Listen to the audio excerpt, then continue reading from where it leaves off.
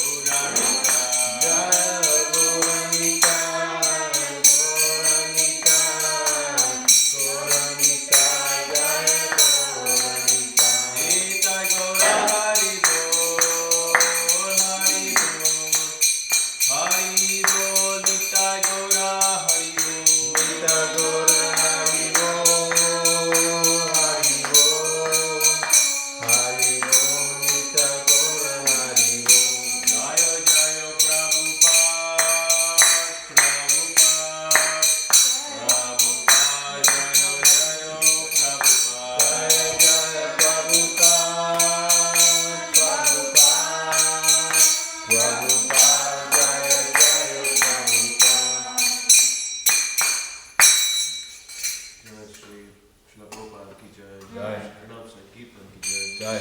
Antaraj Srimad Bhagavatam ki jai.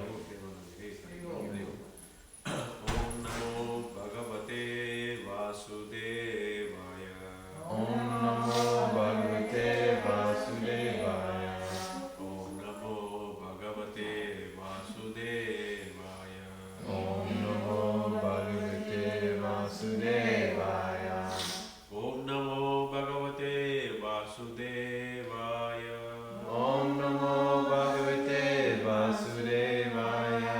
Narayanam Namaskrityam Naram Chaiva Narottamam Devim Saraswatim Vyasam Tato Jayam Udiraye. Ashtaprayeshu Bhadreshu Nityam Bhagavata Sevaya Bhagavate Uttamaśloke Bhaktir Bhavati Vaishnaki Krishnaya Vasudevaya Devaki Nandanaya Cha Nandagopakumaraya Govindaya Namo Namaha. Thought I made it on, but I don't know if it's not working.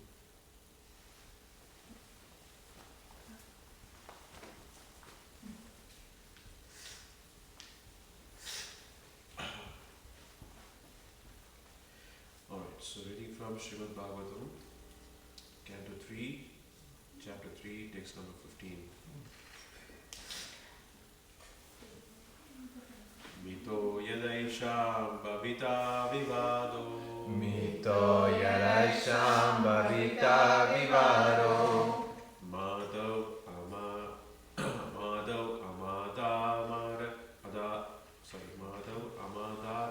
Tamara Vilochananam. Mata Marata Miravilochananam. Madhva Amadat Tamra Vilochananam.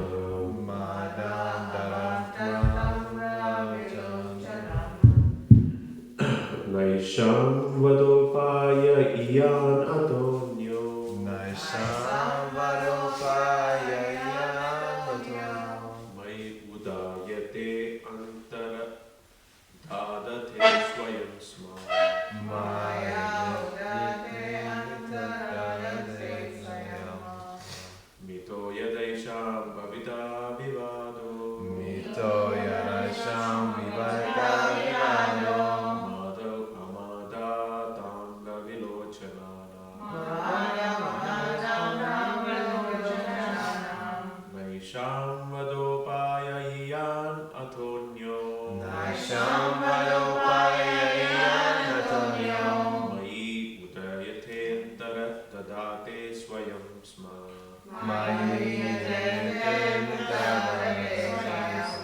Mito Yadaisham Bhavita Vivado. Mito Yadaisham Bhavita Vivado. Matva Madatamra Vilochanana. Matva Madata Malochanana. Naisham Vadopaya Iyan Atonyo.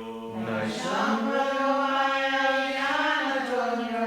Mai Udayate Antara Dadate Swayam Sma.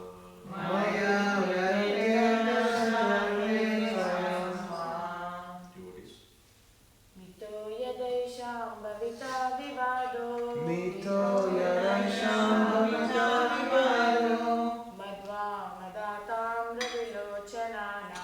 Madhva Madatam Ravilochanana. Naisham vadopaya iyanatonyo. Naisham Vadopaya Yanatonyo. Mayudyatentar dadate swayam sma. Maya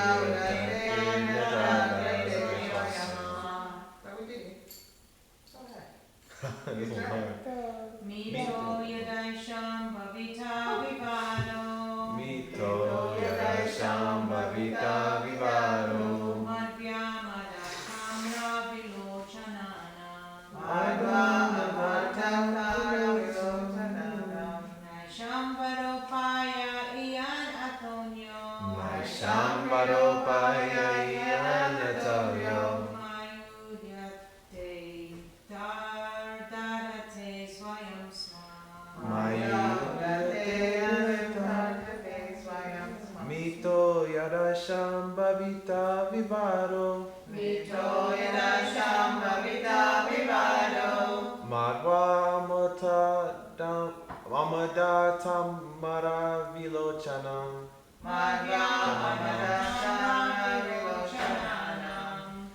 Naisham Varupaya Iyanatanyo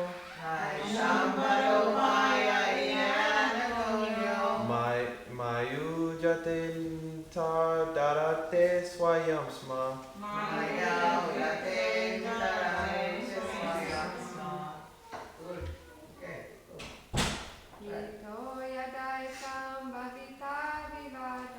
Mito Yadaisham Bhavita Vivado Madhva Madatam Ravichojanam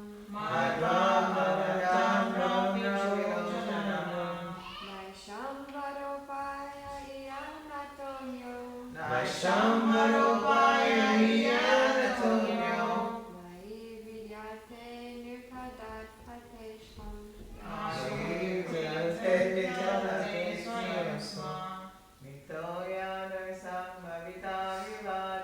Mito Yadaisham Bhavita Vivado Madhva Madatam Ravichojanam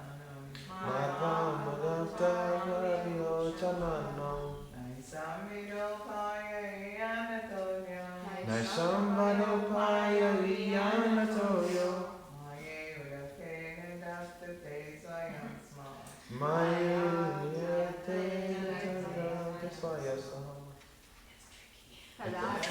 That's the hardest one yet. That one sounds Chinese, Neil.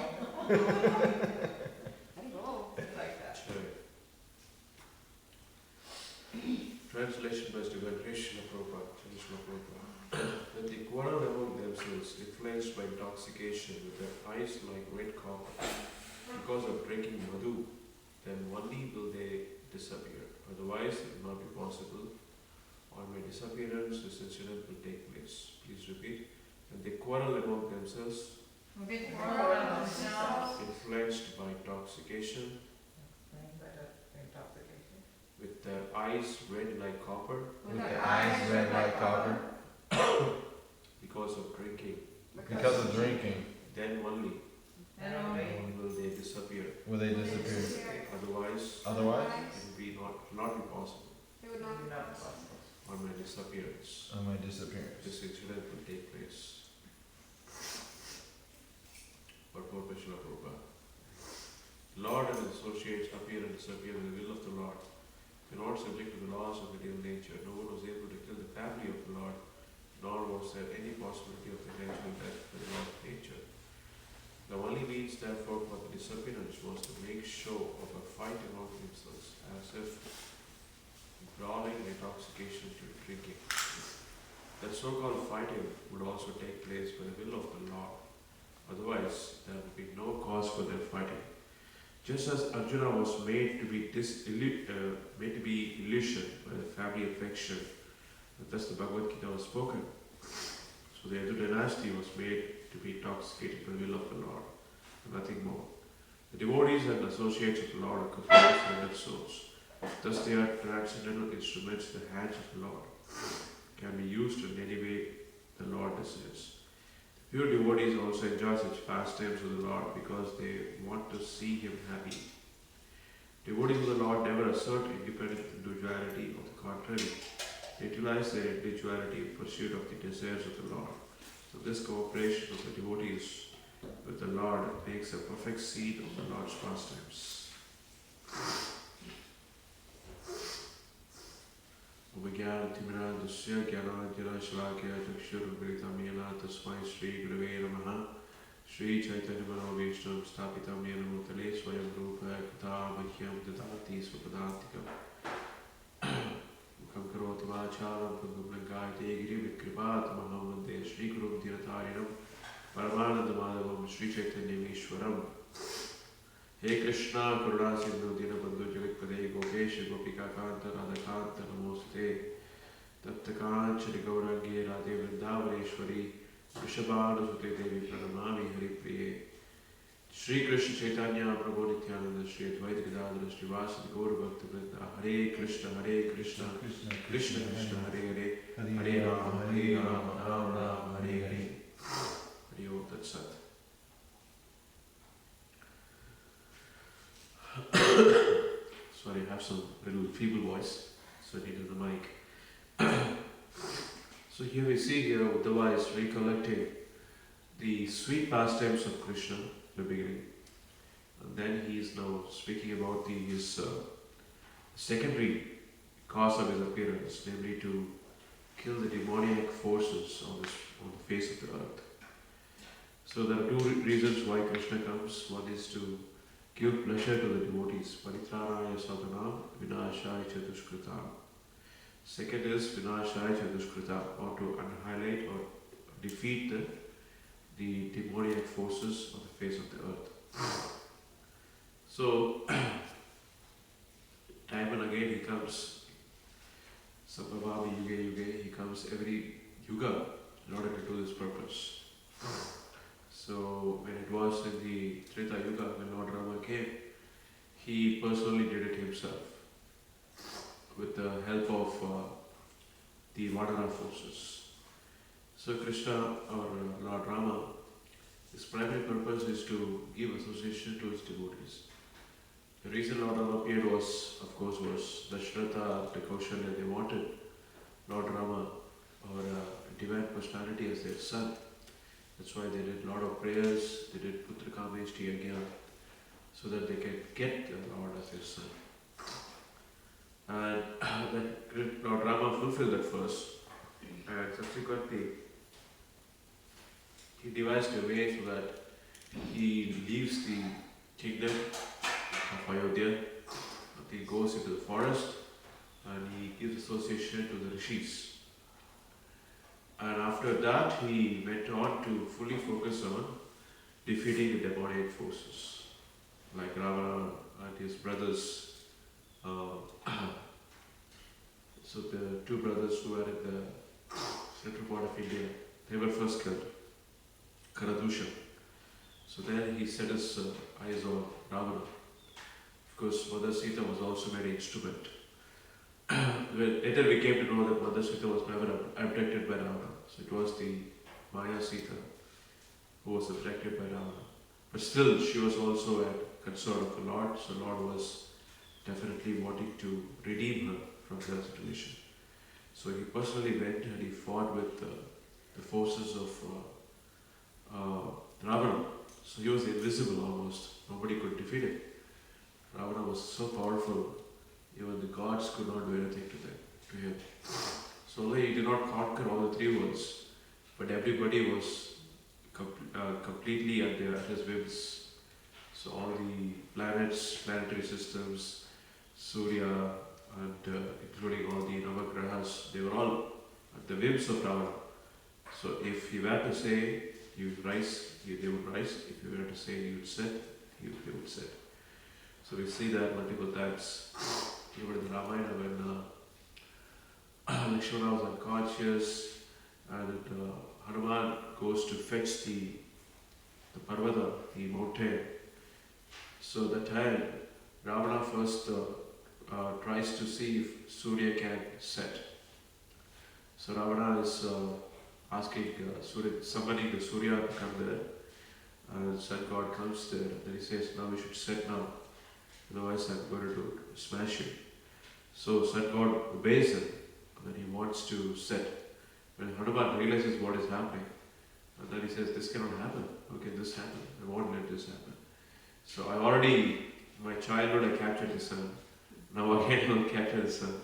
And I'll put him inside my armpits and then he would stay there until the mission is accomplished, to get the mountain. And everything happens, everybody's wondering why it is not rising, why the day is not coming. Then Hanuman releases sun planet and then he rises up. So, Lord Rama empowered Hanuman to do that. So people think Hanuman is an independent personality, he has his own powers. But the Vedas, they clearly say that it is Lord Rama has empowered Hanuman to do that. And Hanuman knows very well. He is empowered by Lord Rama. And he knows all credit goes to Lord Rama. It is never in any moment he is very proud about himself. Because at one moment he was thinking that what can this squirrel do? we have these monkeys, and I am there, I'm going to put all the boulders, stones on the bridge, build the bridge. Squirrel wise is coming in between and disturbing. So then Lord Rama said, no, let him do his job. So that's only one point where he was corrected. Otherwise, he was always aware of his own position, aware of his own situation of he being a servant of Lord Ram, and he's just the order carrier. So there's a verse from Purana that says, "Yes, Sri Hanuman, Anugraha Phalat." Anugraha Phalat means by the Anugraha or by the mercy. Yes, Sri Hanuman, Anugraha Phalat, Thirna Buddhi Lelaya, Lanka Prakti Nishamya, Ramadeta, Panthavana Rakshashan, Akshadi, Vidihitya Vikshidasakam, Tatvam Purit Thampuraha, Kapivadito, Yamahavat, Tamalava Chandra. So, Lord Rama empowered Hanuman to do that. So, it is not otherwise. But in the case of Arjuna, he was also empowered by Lord Krishna. So, many times he was the target of the enemies of the arrows from great generals like Bhishma, Drona, Karna, and the most vicious was Karna. So he was determined to kill Arjuna. So he sent forward many divine weapons. He sent to Brahmastra, then he sent Nagastra. So this one Astra was determined to kill Arjuna. In fact, it was one of the snakes that had was somehow escaped when Arjuna and Krishna went to burn the Khandava forest. So the Khandava forest was necessary to be burned in order to give the ahuti or the oblation to Agni, because Agni was completely not able to take any more offerings that is given in the yajna. So he needed that herbs and different things from the forest. And everybody knew that this place is a place where demons live, and there are so many mythical entities that are there in this forest. So, under Lord Krishna's direction, Arjuna went on to completely destroy the whole Khandava forest. So in that, one of the Naga, one of the snakes had escaped, and he was burning with vigilance. So he was wanting to take vigilance of Arjuna. So he came to Karna and then he said, make me one of your arrows, and then I will kill Arjuna. I have the power to kill Arjuna, and I can kill him. So, although Karna says, no, I do not want any help, I am fine by myself. So, but somehow he finds a place into the quiver of Karna. So when Karna becomes desperate, he says all the divine weapons and it all becomes useless. He even sends the Narayanastra. And that also Lord Krishna becomes a garland on him. So then he takes this arrow, he doesn't even know what it is, and he aims at the head of Arjuna. Then this arrow goes straight. It goes at such a speed. Arjuna did not know what to do. He was completely shocked. He didn't know what to reply for this weapon. So when he was blinking like that, so the Lord Krishna, he puts his foot down on the chariot, and then the chariot sinks by a few inches. So the weapon, instead of striking the hand, it strikes the helmet of Arjuna. That falls off. So then that's why Arjuna is. That's the last weapon that Karna uses. Then after that, his own chariot falls into the mud and got stuck there. Then he goes on to take that chariot out. And that's why Krishna tells Arjuna, kill this wicked person. So he had killed Abhimanyu, who had killed without any weapon. He did not have any weapons in his hand. So he killed him mercilessly. So he should not be shown any mercy. Kill him. So then that's how Karna was killed. So all these demons were killed. And Duryodhana, first, very interestingly, before even the Kurukshetra war was fought, So Krishna knew that there are so many inimical forces. So if only they were not eliminated before the Kurukshetra war, it would have been impossible for winning the Kurukshetra war. So the good example of that is this Narakasura and the king of Magadha, Jarasandha, this Kalayavana, so many different people were there who were very powerful. By themselves they could change the whole course of the war. And so Krishna made a plans to individually finish them off before he won the Kurukshetra war. So that was done when Yudhishthira became the king of the Indraprastha, of the second part of the kingdom. And he goes on to do this Rajasuya Yajna. So in order to do the Rajasuya Yajna, he has to go and get the approval of all other kings. Or he has to fight with those kings.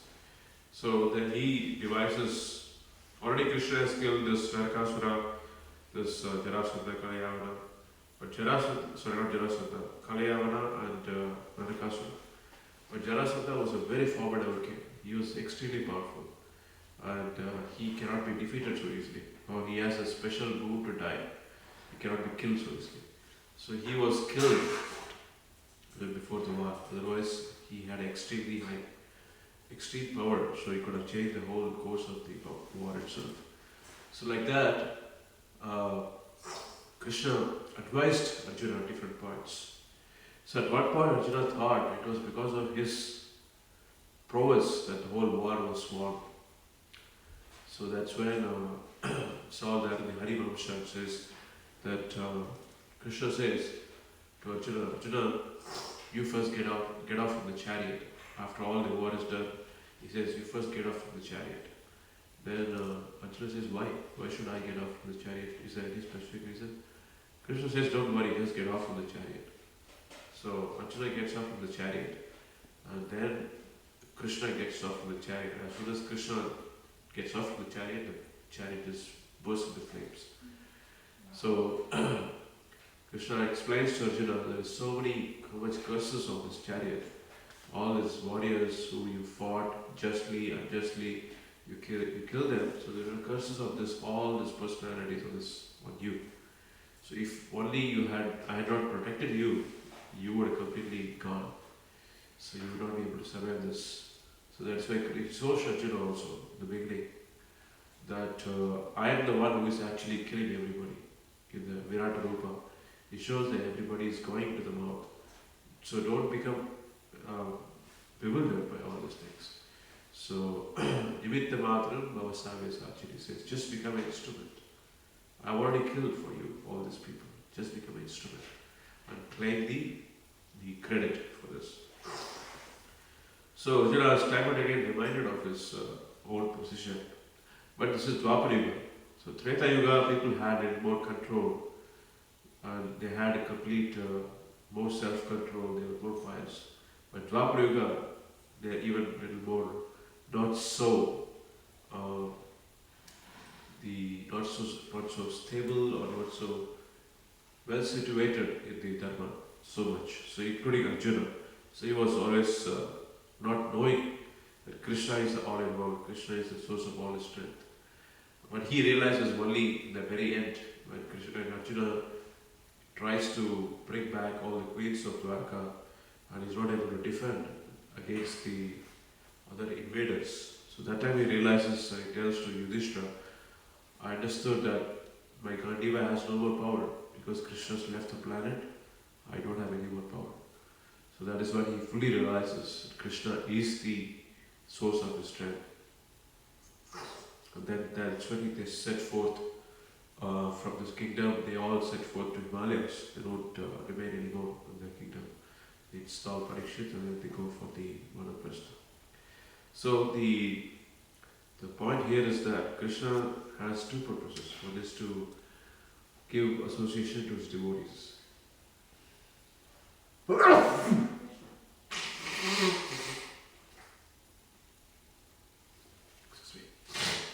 And the second reason is, of course, to kill the demons.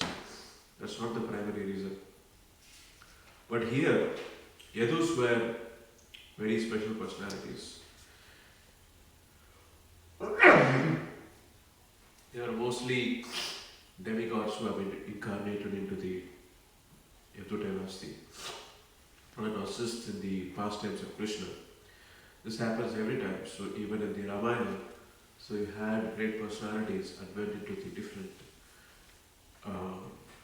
like in the Vanaras, Sugriva was the son of Surya, and Vali was the son of Indra, and so many great personalities. Ashwini Kumars were twins were born, so they were called, I forgot their names.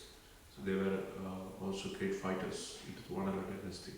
So like that, demigods were born or given the power on the specific people in the different, or the assisting incarnation of the Lord.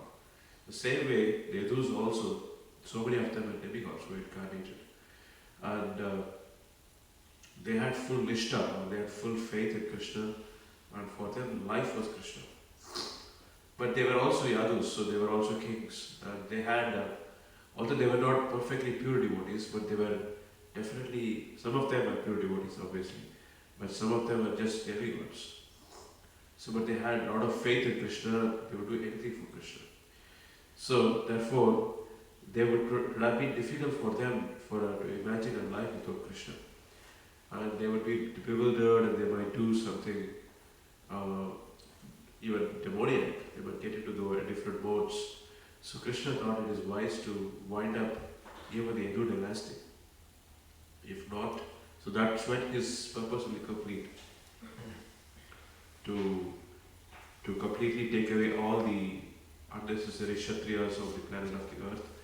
So he had to take away the Yadu dynasty also. So he made arrangements so that all these things would happen. So here we see how this Oshalya Parva, you see how the Yadus become intoxicated by drinking a beverage, but then they take the grass that is grown there, which is actually made up of the lump of iron, which was cursed by the rishis to become the source of the vanishing of the dynasty.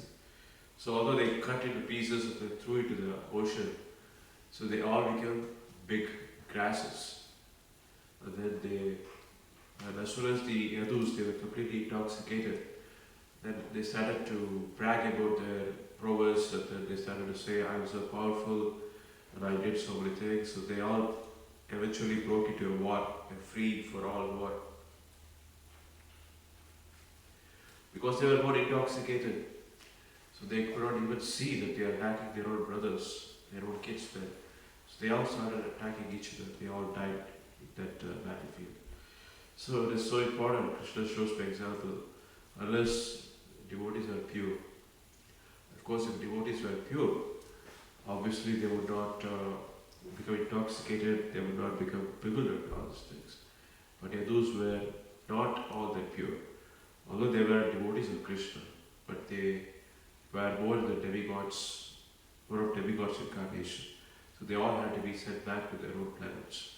So Krishna made a wonderful arrangement so that Yadu dynasty is annihilated and that he can peacefully go back. His purpose is achieved, so that he can go back to his home.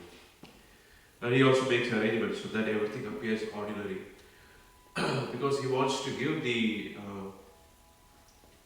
people who are epical to him, and people who want to tell the whole world that Krishna is just another ordinary person and Yadus are just another ordinary people. So that's the reason he makes an arrangement like this, so that the Yadus, they kill each other, and Krishna also apparently is struck by a hunter. So this hunter, or Jara, so he also is inspired to attack Krishna. And it is said this Jara is the Vali in his previous life, as his Lord Rama killed Vali as if he was hunting him. So this hunter also was given an opportunity to strike at Krishna. So that is the another sub-story in that.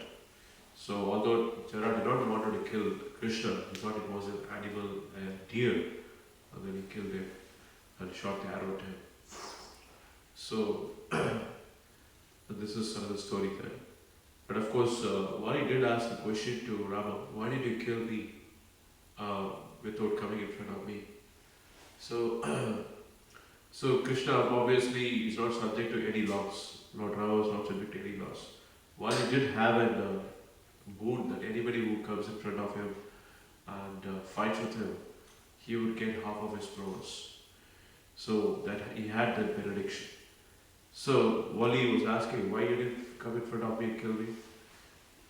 So Lord Rama answered very nicely.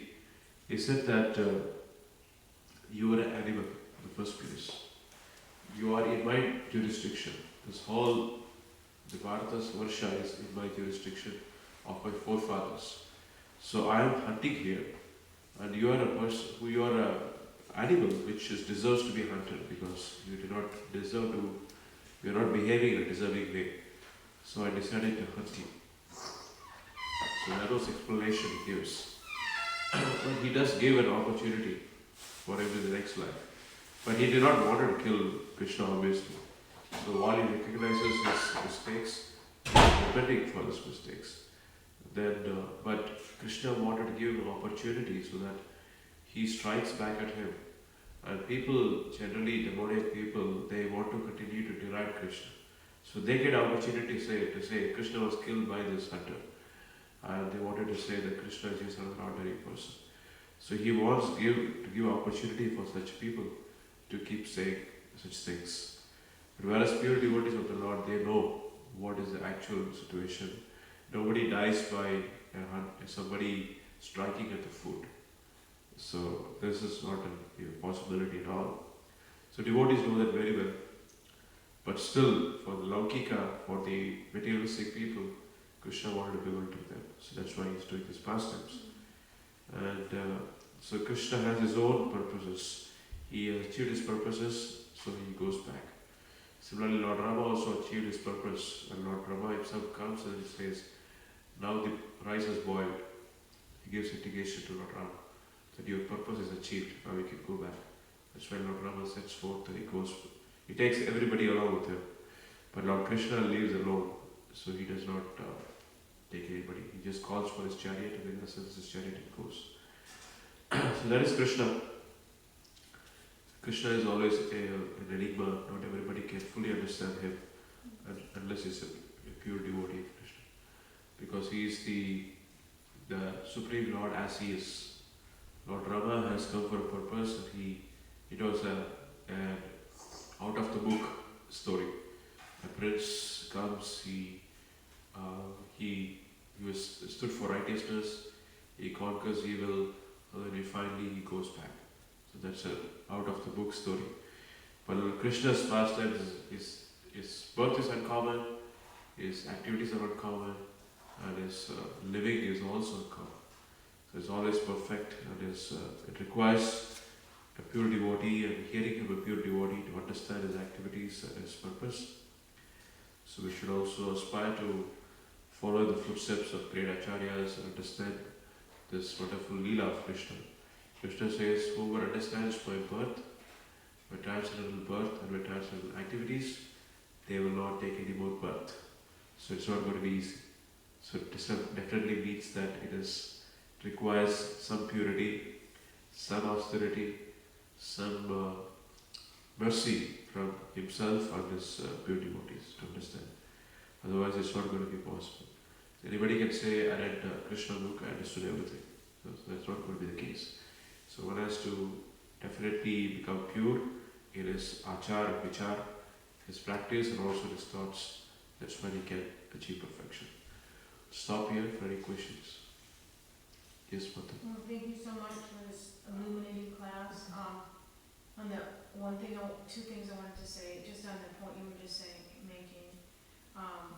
Also that even if we're not pure and we can't really see all the intricacies of the absolute truth, if we follow the pure devotee, then we're on that path and follow the instructions of the pure devotee. So that makes it a bit easier for us followers. But my other point was, I was going to ask a question about, I've wondered before that, for example, Bhima. I mean, they're all of the Pandavas.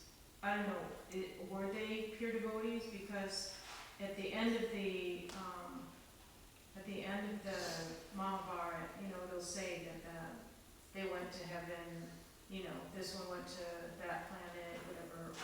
And then it says like Sita went to Mother Earth.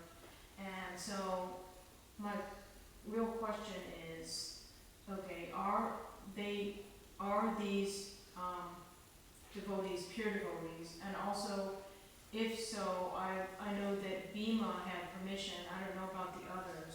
I think so.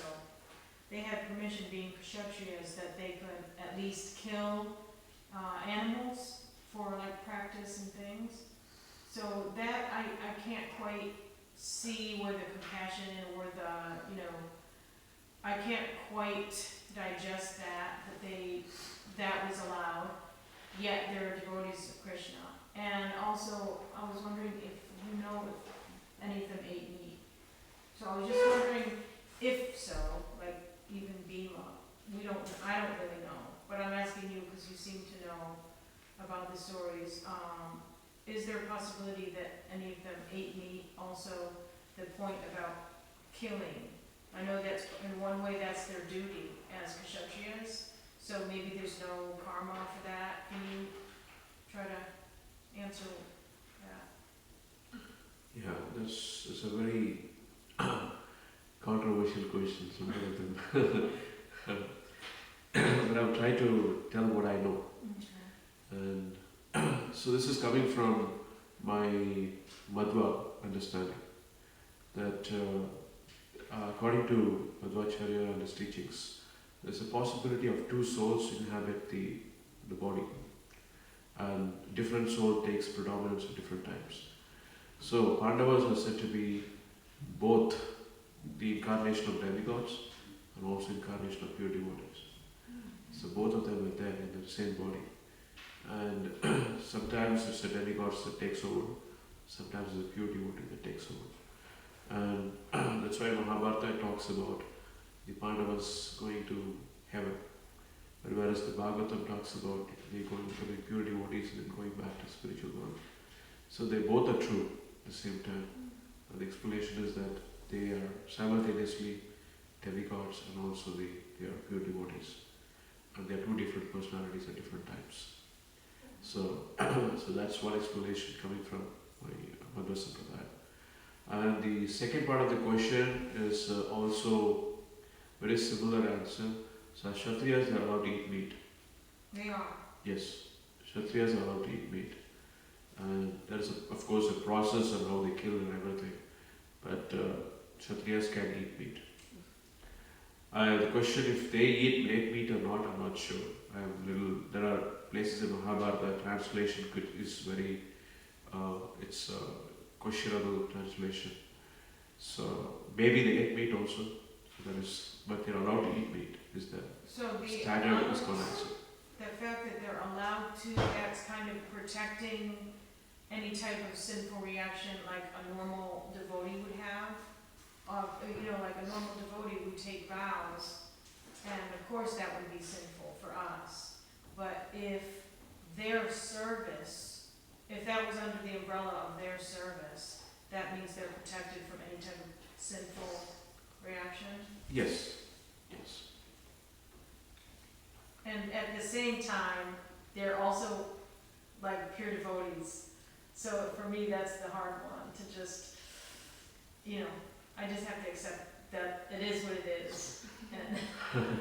Yeah, we wouldn't be so confused if you apply the split personality concept. So different times they are different. Okay. Sometimes they're demigods, sometimes they're the pure devotees. And of course if they're pure devotees they wouldn't do that. But if they're demigods, maybe they would do that. Because they feel more like Kshatriyas in their inside. And they it might be possible that they do that. So, but there is some mention of that in the Mahabharata, but Mahabharata itself is also questionable. Whether the authenticity of the Mahabharata that is extant today is very accurate or not. So that's why Prabhupada said, we know Bhagavad Gita is pure and Bhagavatam is pure. The others is all questionable. There are interpolations additions all made in different times, and so it's questionable. The Vedas are also like that. So, but yes, we only have only a part of the all these literatures, and even they are maybe interpolated sometimes. So it's a questionable situation. So let us just take from Mahabharata, the Bhagavad Gita, and Yeah. Srimad Bhagavatam. That's the best and safest thing I would recommend. Thank you. Hare Krishna. You spoke about Hanuman at the beginning. I wanted to share, before I heard about Krishna consciousness or anything else, I read some article about Hanuman and, his devotion to Lord Ram. And I remember it just made me cry, and I thought, whoever my God is, I just want to have that kind of devotion to him. Whoever he could be. Yeah. Wow. Yeah. I mean, it literally made me cry. I just was crying. I'm like, oh my goodness. Yeah. Hanuman is amazing. Jai. Jai. Thank you. Srimad Bhagavatam ki jai. Sri Prabhupada ki jai.